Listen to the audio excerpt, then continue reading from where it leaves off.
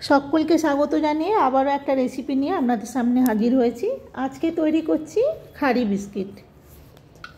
এটা আপনারা কি বলেন আমি ঠিক জানি না, তো আমাদের এই কলকাতাতে এগুলোকে খাড়ি বিস্কুটই বলি। এটা চায়ের সঙ্গে খেতে খুবই ভালো লাগে আর বানানো খুবই সহজ। তার জন্য এখানে আমি ময়দা তৈরি করছি, এটা আটা দিয়েও করা যেতে পারে। আজকে আমি ময়দা করছি, ময়দা নিচ্ছি এখানে 1.5 কাপ, আর এখানে দিয়ে দিচ্ছি 1/4 টিস্পুন নুন দিলাম, 1/4 টিস্পুন কালো জিরে দিয়ে দিলাম, আর 1/4 টিস্পুন আমি এখানে জোয়ানটা হাতে একটু ক্র্যাশ করে দিয়ে দিলাম।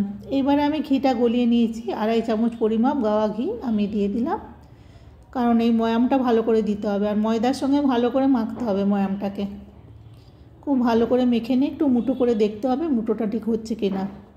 এবারে আমি জল দিয়ে একটা ডো বানিয়ে নেব।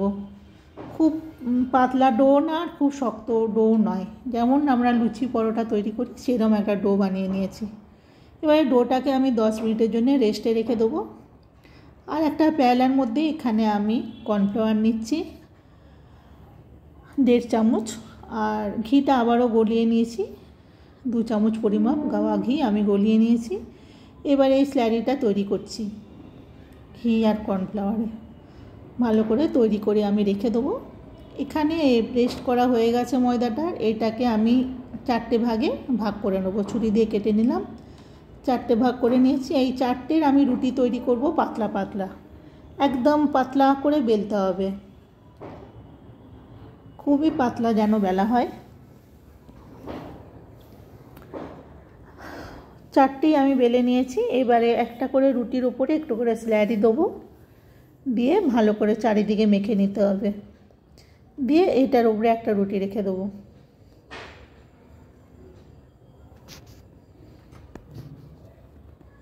প্রত্যেকটাতেই একই রকমভাবে স্ল্যারি দিয়ে একটা করে রুটি দিতে হবে।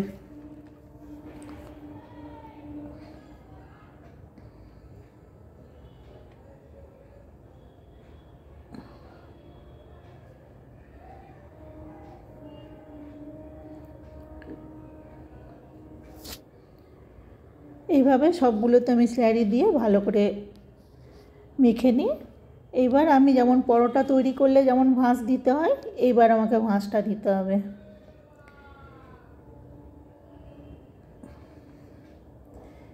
ওই পিঠটা ভাঁজ দিয়ে মাঝখানে স্ল্যারি দিলাম, আবার এই পিঠটা ওইভাবে ভাঁজ দিলাম। একটা পরোটা বানাবার যেমন লেচি তৈরি করতে হয় সেভাবে তৈরি করে নিলাম।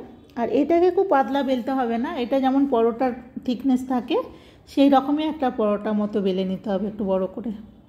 এখানে আমি পিৎজা কাটার নিয়ে নিয়েছি, পিৎজা কাটার দিয়ে আমি কেটে নিচ্ছি। যদি আপনাদের কাছে পিৎজা কাটার না থাকে সেক্ষেত্রে আপনারা ছুরি দিয়েও করতে পারবেন। খুবই সহজ রেসিপি, আপনারা একবার হলেও তৈরি করবেন আর আমাকে কমেন্টে জানাবেন।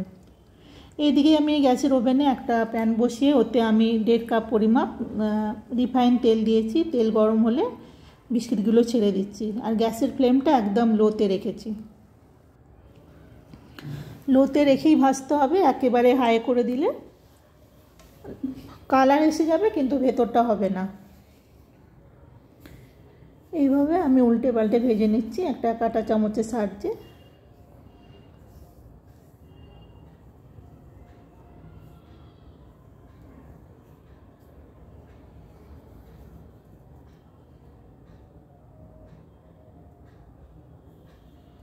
ভিডিও পছন্দ হলে সাবস্ক্রাইব করে নেবার আমি অনুরোধ রাখছি আপনাদের কাছে, আর ফেসবুক থেকে দেখলে পেজটিকে ফলো করে নেবেন। আর যদি কিছু কমেন্ট করার থাকে আপনারা কমেন্টে জানাবেন। আরও কিছুটা আমি ভেজে নিচ্ছি।